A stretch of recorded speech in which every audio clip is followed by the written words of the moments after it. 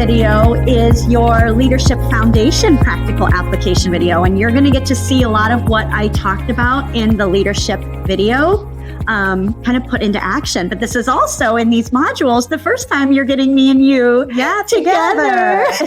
So this is my good friend and business partner, Lailani, and I'm Kristin, and we're Saige Consultants. Thanks for joining us. Yeah, thank you guys so much. So we intended with these practical application videos, some of the modules, we do things in the middle of the video as we're talking about it, but a few of them were already quite lengthy. So we wanted to provide you just a different video to go back into, because who knows how you need to reference things for your growth and to help you. So you saw in the Leadership Foundation video how I discussed really how important it is to truly understand who you are. I mean, we've read so many business books, and it has gone over know yourself, understand who you are, ancient wisdom of your strengths, your weaknesses, everything. It's really just absolutely diving down into who you are and understanding your talents. Absolutely. And I've worked for various incredible corporate companies, and there are so many different versions of what we're going to do. Some of them you have to go through 4 possibilities. There's one that I did where you had 16 possibilities. And, I felt like I saw a lot of similarities in those variations. So really what I did, I took the books that we've read, I've took my experience in leadership, and I've just really tried to simplify it even more. It's really about being concise and simple. So what Lailani and I are going to do together, because we are business partners, and as business partners, there's a few exercises that I say you should do together. You need to. So we're going to do it live. We kind of did this when we were formulating everything that Saige Consultants was going to offer, but we actually haven't sat and truly put it on paper. So we're doing this with you live. Yes. You're watching it, but we're doing it for real. Yes. So, all right. Business archetypes. There really are 3 different archetypes. Now, I know as you look at this, you may feel, hey, I'm multiple of these. And yes, you probably are, especially if you have experience. But let's read about each of these. And Lailani, as I read these, I want you to think about which one you truly are as a safe place is the way to word it, right? Okay. When things get stressful, what do you default to make the best solution, to make the best decisions? Okay. Okay. So the first individual might likely be at his or her core, a collaborator. And the collaborator, like we learned about in the other video, is somebody who is very people-centric. They need their peeps around them. They want their team around them. Okay. They are very team-focused. Decisions that they make are to protect the team. Okay. Okay. They are often very motivational. So there's usually a, cup is half full. They find the silver lining in anything and everything, maybe almost to a fault. Okay. And then with opportunities, these individuals may have a tendency to neglect strategic planning because they get so caught up in, but how is the team going to feel? And is that fair for everybody? And is that, what we originally said we were going to do or try and things like that. Okay. So the strategy part of things might get neglected. Sometimes individuals that are collaborators struggle with tough decisions, right? They may not even be able to think of solutions that are tough because they don't even want to think about that and how it might affect a team and things like that. Okay. Yes. Next archetype, the strategist. Now, this individual is super analytical. This person loves their numbers. They love their data. They love their facts. And a lot of what they pull from for their decisions is usually from data and facts. Okay. This person is also very much a planner. They probably like to have checklists. They probably like to make what do they need to do for their day, their week, their month, and plan it out. Okay. And then this person, though, sometimes could be indecisive when it comes to making decisions because we're reading the book 5 Moves Ahead. This person is sometimes thinking 20 moves ahead, which is causing them to paralyze in business decisions. Right. So this person also may not necessarily see how the team might perceive things. It's possible. Okay. Okay. Again, what I'm saying in some of these opportunities does not mean it is your opportunity or mine, but it could be a factor, and it's something to work on and develop in yourself. Because they are so, well, if this happens, if we don't do this, this, and this, then this business result will happen factually, right? It's all about the facts. Okay. And then the third archetype is the visionary. And everybody who is watching this is probably like, that is me. I'm an entrepreneur. I'm like, well, hold on. So the visionary in general is the risk taker. They are the idea generator. So they are not afraid to just kind of jump even headfirst into something, right? They are willing to take risks and big risks at that. And they are actually okay with uncertainty. The visionary might overlook important details because they are so caught up with where they want the business to go. They're seeing really big picture that they overlook the little steps that have to be accomplished and mastered to get there. Yeah. They are often very impulsive. Okay. So they'll wake up one morning, oh, if my business did this, that would change everything. And they'll put it into place without getting any facts or data or any research like that. Lastly, the visionary might be challenged to manage expectations because they're so excited about their vision that they are just, they're ready to go. And the team may not necessarily be there yet. So, and they're thinking, we can do this because they're excited, they're bought in, they believe in it, but others may not. So, all right. So that's the first thing we're going to assess ourselves on. Okay. All right. Okay. So kind of hold into those, what you think you land. I feel like I know you. We'll dialogue further. Okay. I need to know that myself. Or know yourself, right? I myself. I need to know myself because wow. Right? Yeah. I have a perception of who I think you are in your safe place. Okay. You might have to, like I said, safe place, right? This is when things are stressful, when a tough decision needs made, when you're uncertain of what to do, there's one, you will fall naturally into one of those. So, and I like how she's elaborating that because I feel like at one point in time, all of them are, right? Yep. But absolutely. we're not going to go there. We'll go in there. But you do default to one. You're right. Yeah. So next, I want to dig into where you and I fall on what is called the contribution spectrum. And that's when things need kind of done, how do we function best and contribute best? Okay. So, and a lot of people slide between these depending on what it is too. Okay. So within the contribution spectrum, there might be areas that you feel significantly more confident or even more like it's something you're passionate about. And I might be willing to say, Jesus, take the wheel. Okay. I know. I already know. I know. I have some ideas too. So this could fluctuate based on task loads, but we're all looking at a big picture here. Okay. Okay. On the contribution spectrum, you have the creator, and this individual typically sees the big picture of what needs accomplished from start to finish. This person is also usually really good at delegating because they also understand the skill sets of the team and patience level and all of that. And then third, they may be challenged to set realistic goals because again, they're seeing the big picture. They might be really bought into what's happening. So they're again, 5 moves ahead while everybody else is like, what are we doing? Why are we doing that? So, right. And then on the opposite side of this contribution spectrum, and neither one is good or bad. It's just, where do you fall? Yeah. Where do you enjoy being? Where do you naturally? Yeah. The executor. Now the executor loves their checklists, right? Give me a checklist and I will do it. The executor is also usually the problem solver. If there is something going south fast, they usually can see a good solution. And because they just think very systematically. However, with the executor, sometimes it's hard to get them to do something if they aren't bought into what's going on. Like they may do it, like, for example, if those of you who have worked at corporate environments, you know what I'm talking about. Something from corporate came into an email saying, we now do this. And if the why isn't there, you were like, probably really frustrated and even trying to find ways to avoid doing it because it's not how it's been done before.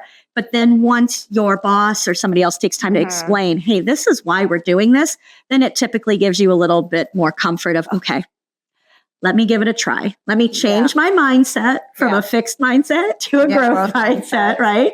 Yeah. We discussed that on Books and Booze. That was a powerful book, by the way, right? Mindset. Yeah. Okay. The third area that we want to kind of dissect is the leadership spectrum. And again, you're going to slide depending on the situation, but one will be where you tend to default mostly. On one end, you have someone who naturally feels more authoritative and directive. And this individual is typically an assertive personality. They kind of take charge, whether they're asked to or not. This individual also can make really quick decisions. Okay, let's do this. Some of them might be impulsive. Some of them might be strategic, but they are confident to make quick decisions. Now, somebody on this end of the spectrum, something to watch out for is they may move too fast before the team is ready to be there. And then on the other end of the spectrum is somebody who would be considered very supportive and adaptive. And this individual typically is very attuned to how the team is feeling and what's going on. And their little senses will go up that, oh, let me do a temperature check on this person. Or you typically can feel if a customer is feeling a certain way and react to it. Secondly, they're usually very good at resolving conflict. And then the challenge with them is they often will not speak up for themselves. They'll speak up for the team. They won't speak up for themselves because they want to just appear supportive and helpful. So not ruffle any feathers. Not ruffle any feathers. Yes. So let's kind of put this into action now. Me and you, Lailani. Okay. Oh boy. Okay. So I have a perception, just from doing this, being in leadership myself for goodness, more than 30 years, I feel like I get a pretty good read on people. So I am curious where you think you naturally fall when it comes to your archetype. Wow. That's a difficult one. It is. Because I felt like every single one of those. You do successfully. I do successfully, but was it over time that I learned them, or do I default them? And it's almost like your horoscopes, right? You've got like certain things you gravitate towards, and others you're like, nah, because you're like, in the cusp of two signs, right? And so I feel like there are certain things I could pull from each one of them. But if I had to say, which one do I default the most to? When in times of struggle and all that, I have to be strategist. I would 100% agree with you. That's exactly. So if we could thank you so much, my handsome assistant. I would completely agree with you. You are one of the first things I admired about you when we met is you were learning how to dissect kind of numbers and trends for your own business and for investing in general. And you just were digging deeper and getting facts and looking at things over a 50-year span, 100-year span. I also saw your whiteboard in your office and how you kind of needed to plan out, okay, how is this going to get accomplished? Things like that. Yeah, sure. Data driven, very data driven. I like, I do like the numbers, and it helps me to know my data when it comes time to take decisions on things. I don't like to just, I can take impulsive decisions when necessary. I can collaborate and look for my team and everything. I've done all of that. But when it comes down to taking a direct decision, I usually do a lot of research. Numbers. Numbers don't lie. And make sure that what I'm seeing, it's factual before I go in and make a decision. So that way I feel like it's an informed decision. Absolutely. I completely agree with you on that. Now, there are parts of you that I've seen that are very much a collaborator, right? Your people at your company are your heart and soul. Your family is your heart and soul. And a lot of your whole business why is around your people and your family. So I think that portion of you being a collaborator has evolved, but it's also just naturally who you are. You care about humans. But when it comes to business, like this is business, nope. You each only get to be one. She's evolved that. Now, Lailani also has launched her own businesses. And in that regards, you are a visionary as well, I think. But when, like we're talking about here, when it's going to come down to difficult decisions, stressful situations. Her safe place is the data, the facts, taking time to process everything. Yeah. And planning appropriately. So the visionary part, she was building on the visionary part. So the visionary, all of us are a visionary at one point. If you're in business, you are a visionary of some sort, right? But again, defaulting down, when you want to curl up in fetal position and go away, what do you do to get out of fetal position? What do you default to in order to get out of that situation you're in? And visionaries tend to very impulsive. They probably didn't even get into fetal position because they're just so impulsive. That they just act and do. Very true. Yeah. So absolutely. I'm just putting that because I think a lot of you might come across, well, we're all visionaries because I wouldn't be here if I'm not. Well, yes, we are all visionaries, but get down to that, primal part of you. And what do you default to when you're in a hole? Yep. You're so right. So I would pick for myself, I've done several of these. I truly default to collaborator. I agree.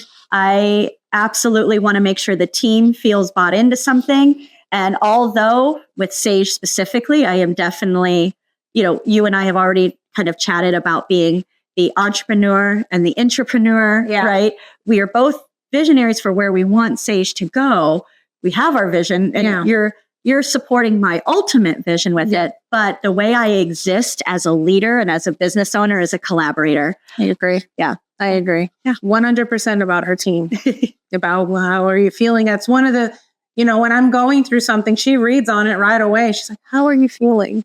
And, part of it's kind of taken aback, like, no one ever asked me how I'm feeling.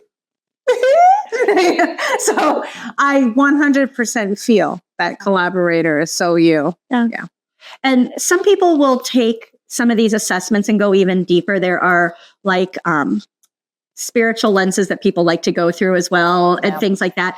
Those can play a part into that, but I'm fully just reading, how do you function at a business level, right? Because you might feel you're different at home, right? You might be a wife and a mother, and at home you are the strategist, but in your workplace you are the right. And so so this is through the lens of business. Yes. Okay.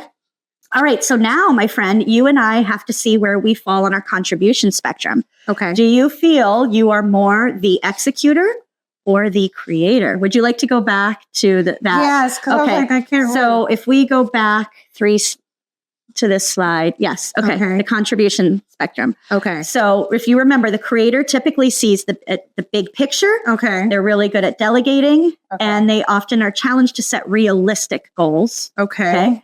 And then we have the executor. They thrive with a checklist and kind of planning things out first.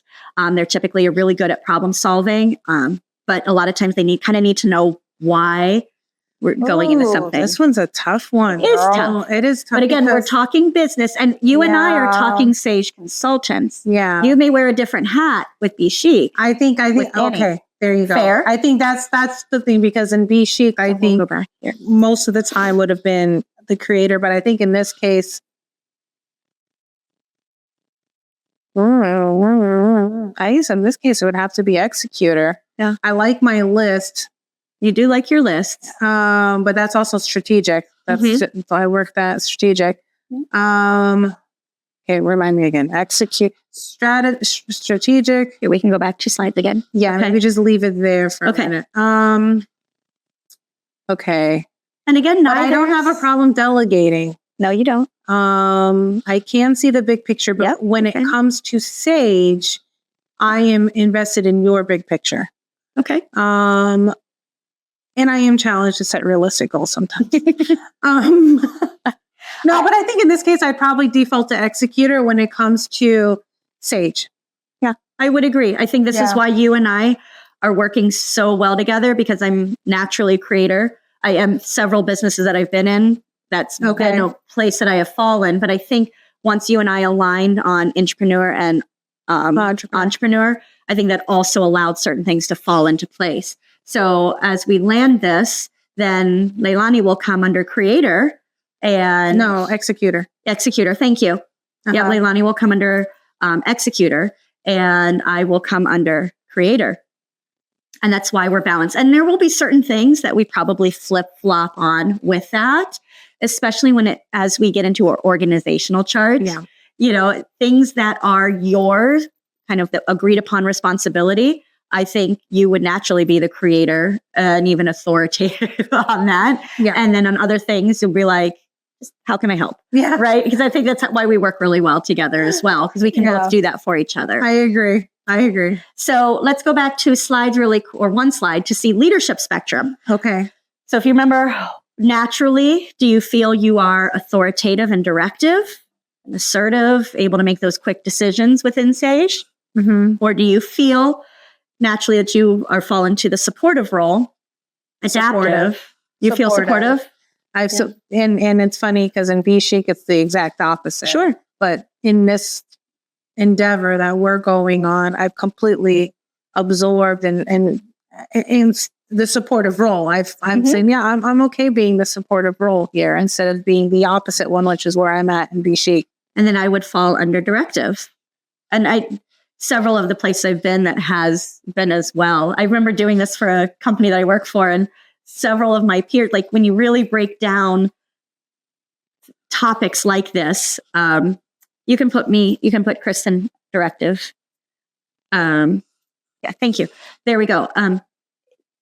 It's been perceived because I'm a collaborator that I am supportive. Mm-hmm. Well, yeah. Yes, you would absolutely. Think so. Yeah. Yes. But when it comes down to things needing to get done, and even a little bit, kind of want it done my way, comes out a little bit. We've been struggling with getting me to like colors. This is a compromise. And the only reason my purple's up there is because I like purple. You should see my wardrobe. It's like all black. My house is like black and gray. It's a beautiful dungeon, like she says. It's a beautiful dungeon. We're ready for Halloween every day. So anyways, so that felt really good to do, right? So now I think we really understand each other, but this also, you know, as we grow Saige, if we feel both of us are ending up falling into one bucket, and we're ready to bring somebody in, that person that we need to source, we're going to need to make sure they land opposite of where we're, like, if you and I both feel we're really falling into that executor role, then it'll be time to source somebody who is willingly, and we need to be crystal clear about, hey, we are going to give you checklists. You need to do those. Execute those checklists. Execute those checklists. Yes, absolutely. So this will help us to revisit when it's time to bring additional talent in, that we bring the right person for what we need. Yeah, agreed. Okay. Even that, so just to build on the visionary part, because we have the visionary part as blank, right? Would you dare say that sometimes a visionary could just even be like, you're in a networking event, you're having a great conversation with someone, and they can come and say, hey, you know, it would be really great for your business is something like this. Absolutely. So that's why I just wanted to build that sometimes your visionary, might be somebody outside of your not part of your enterprise, but maybe a good friend or a confidant or network partner. Yeah, network partner, something that just kind of throws an idea at you. And then we take the collaborator and strategist role and we execute. Absolutely. Well, like we're reading Pumpkin Plan right now. And I love how, you know, the solution for Mike's business, he met somebody at a Chamber of Commerce meeting. Yep. And they were like, you should just do this, this, and this. And he's like, what? Okay. Hi, dog. Hi, honey. Mama's coming in for lunch. Hi, honey. Okay. She's hungry. So, okay. This felt really good to do, right? Yes. Mama, come over here, baby. It did. Okay. There we go. We'll have to block ourselves. All right. So that felt good to do, right? Really good to do. Yeah.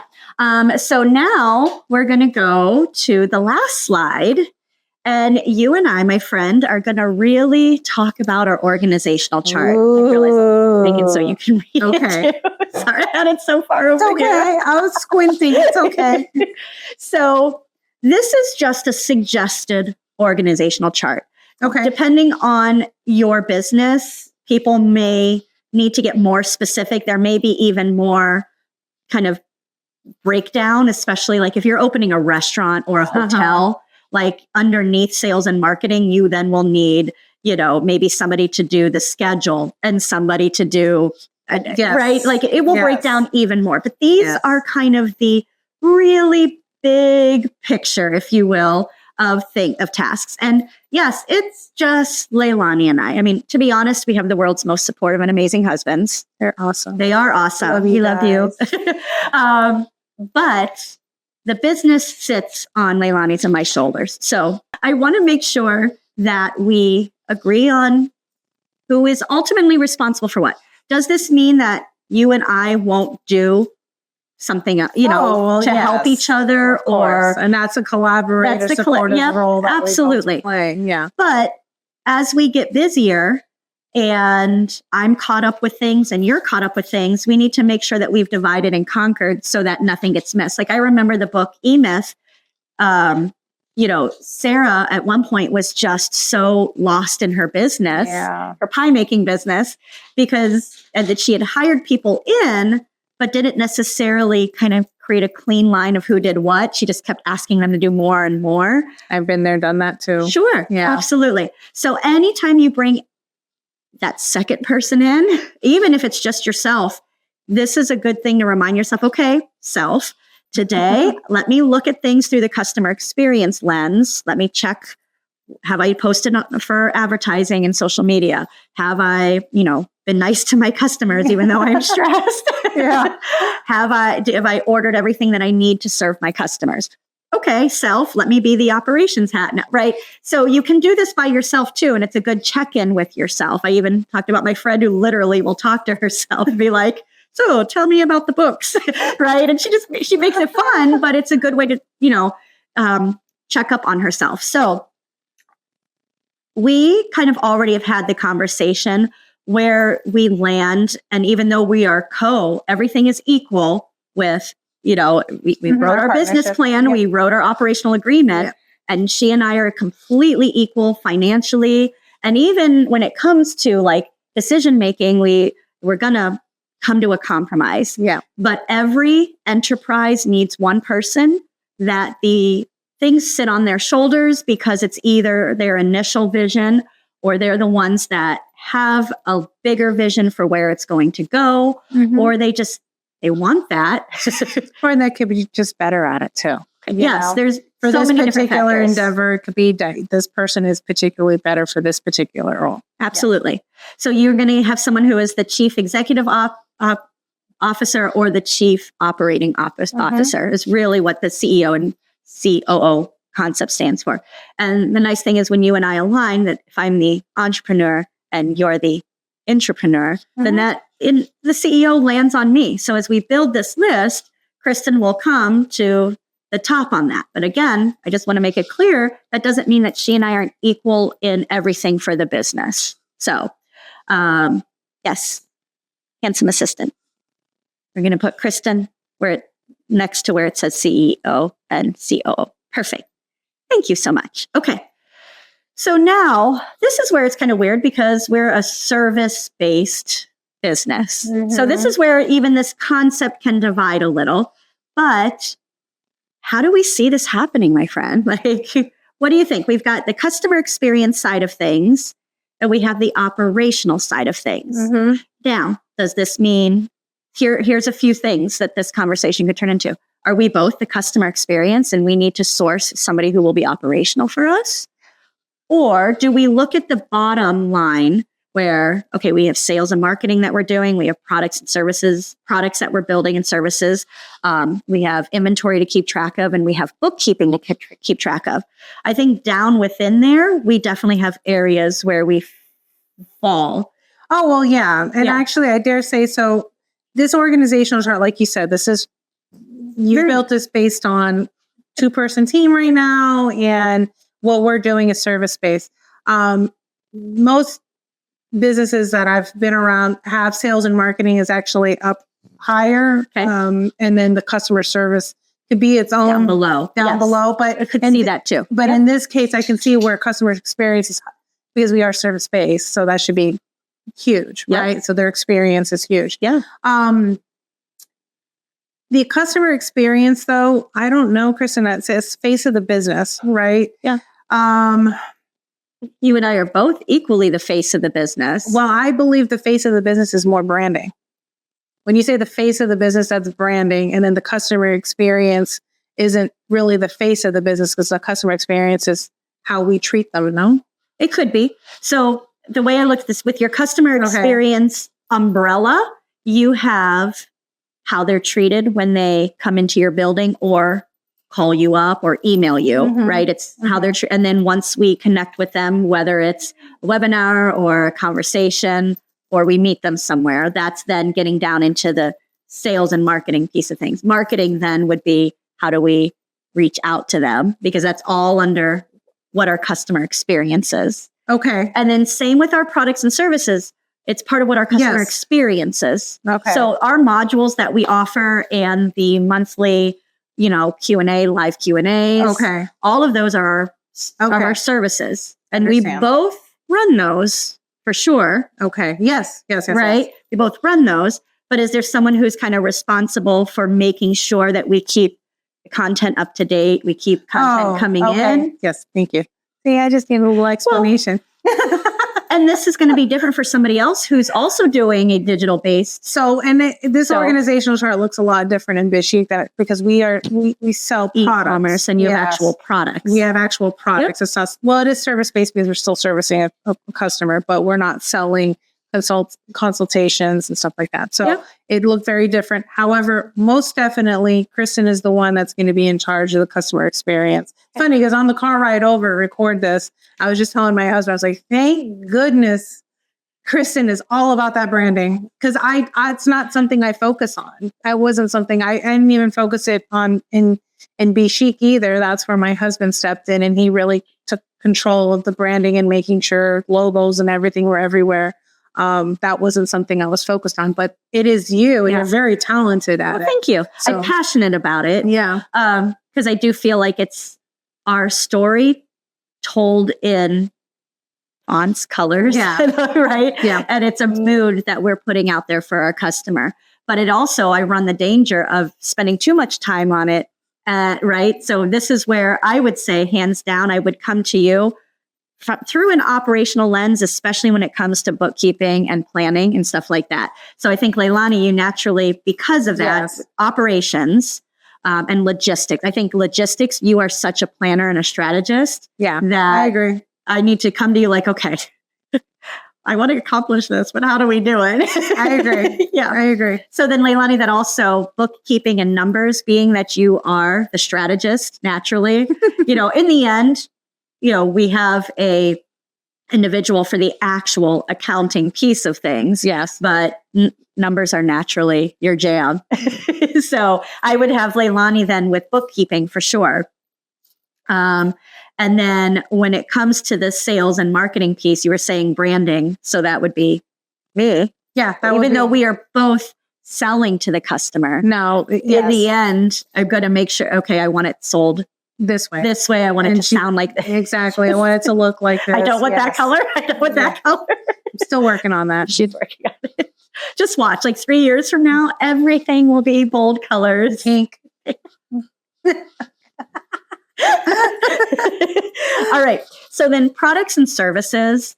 I don't know. I feel like you and I both, to be very honest, because we have split what it is that we offer our customer. Yeah. So I think it should be you because you're the one that's actually coming up with the idea of what products and what services we will be offering. Absolutely. Okay. Yeah. So then Kev, yep. Oh, that was just me. I think we both collaborate, we collaborate on ideas and we talk about things and we say, hey, yeah, these are the products we should offer. What do we think about this? But at the end, I think Kristin's kind of like, well, let's push forward on doing this one because this resonates with our core customer. Yep. Or what she's asking for, right? I'm in so many different groups to listen to you all, plus the feedback you guys give us. So, okay, I would agree.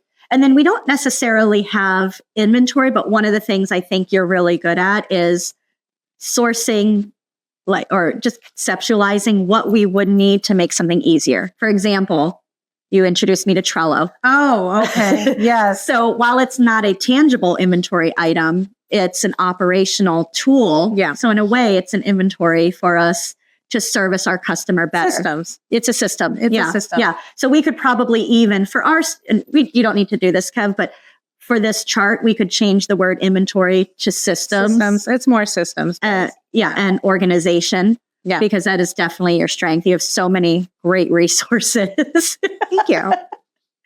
Yes. Thank you. So how did that feel? I think I'm okay. Move my name down to COO, please.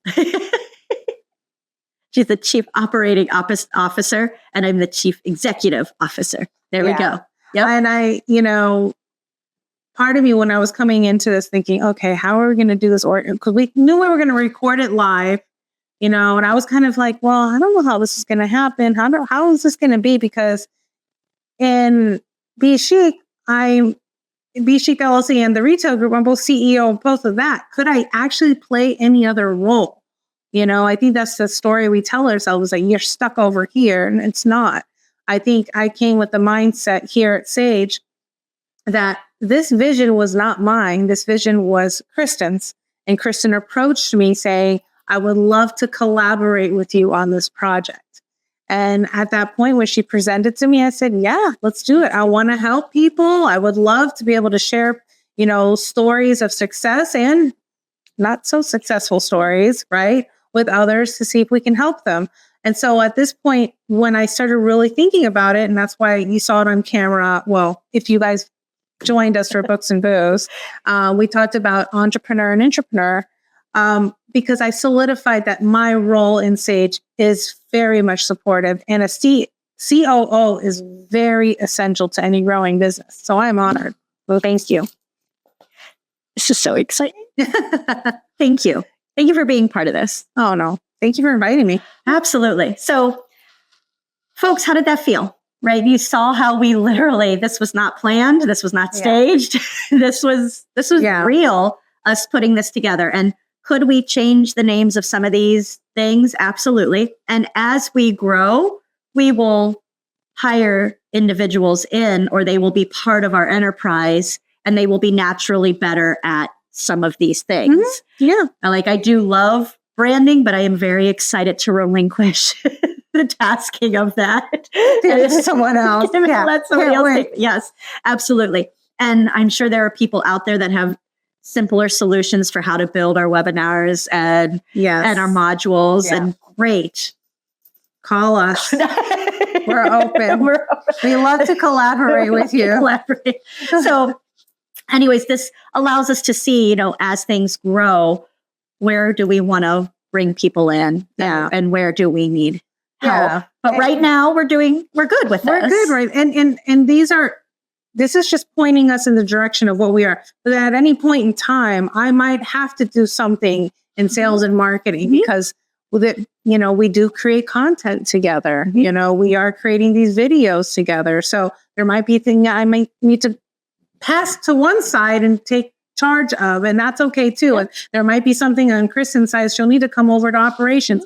And especially when you're just starting up, that's something that happens. But it's great to default and say, okay, I'm passing to this side to help out, but my default's over here. Yep. Well, and when things get crazy, we almost need to stay in our lane too, to make sure nothing gets missed. Exactly. So, we both need to check our numbers daily. We need to review the budget daily. But in the end, I'm going to trust that you're double checking things for us because that's what we agreed on as a strength of yours. And in the end, we're going to create content together, but you're going to trust that I'm going to make sure it's posted and out there and accessible for you. So when we can stay in our lane, then all of a sudden we're not wondering who's taking care of what. Yeah. It makes it easier. It does make it easier. Yeah. Absolutely. A little bit of, yes. Yeah. And what we have is a formula that as we get bigger and we're like, oh my goodness, I can't do this and this, then you and I connect like, okay, it's time to bring somebody in, and we know exactly where we need them to fall. Yeah. So that we can keep growing. So, okay. Well, thank you for joining us for this practical application.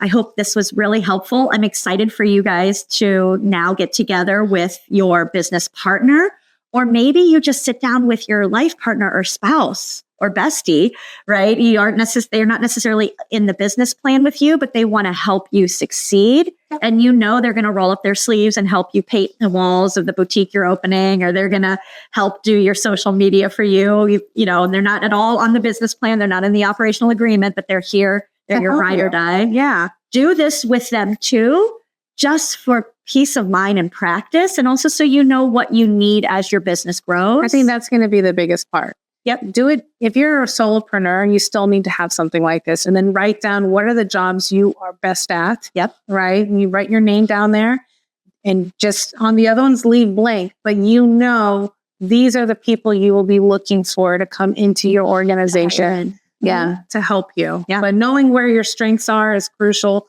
So you know where to fill in for your weaknesses. You know what my aha moment was in doing this just now? My husband's been trying to encourage me to launch some sort of consulting business for decades now. Right? Yeah. I love developing people and helping them achieve their goals. It's always been a passion of mine. And he's like, why don't you just do consulting? Okay. I couldn't ever move forward because when I know what a business takes to run, I feel very lacking on the operational end of it. Very. And also, Kevin and I, as business partners, that is not either of our strong points. So for something to default for us, you know, for me just to open my own business as a solopreneur, although he would have been madly supportive of me and done anything I needed, it's knowing that that's not a strength of ours yet. I'm going to say yet because growth mindset, Yet I can learn it and I can figure it out. But it definitely was something that it was a story I told myself that I couldn't do it because I hadn't taught it to myself yet. I knew you could. Yeah. Because you've been operational support in the corporations that you've worked with. Absolutely. So yeah, but it was learned. And it was a system that was already in place. I didn't have to create it too. And that's the challenge when you leave your corporate and you step into owning your own business. There are things that corporate just has in place for you. And that's why we have these modules for you. Yeah. To help you put these systems in place. So, all right, guys, thank you so much. We'll see you on the next video. Bye, guys. Bye.